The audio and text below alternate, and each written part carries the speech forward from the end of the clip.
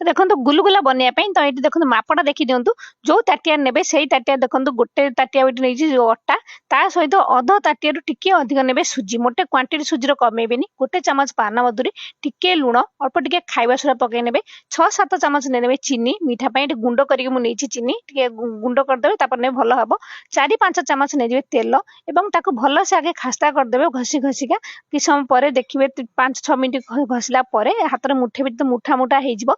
time अल्प अल्प पानी दे भल से चकट ने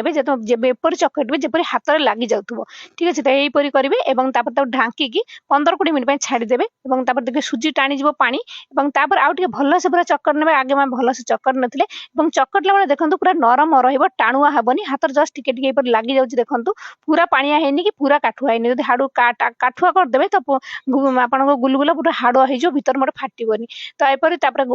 तेल हाथ टे हो छोट छोट गुला करदेकी आप तेल पकेबे तेल एतिक पकेबे मीडियम टू हाई फ्लेम रखिकी छाणीबे माने जदि तेल ताती आइथिबो तो पकई देकी स्लो करदेबे स्लो फ्लेम रे धीरे धीरे छाणीबे नहीं तो भीतर कंचा रही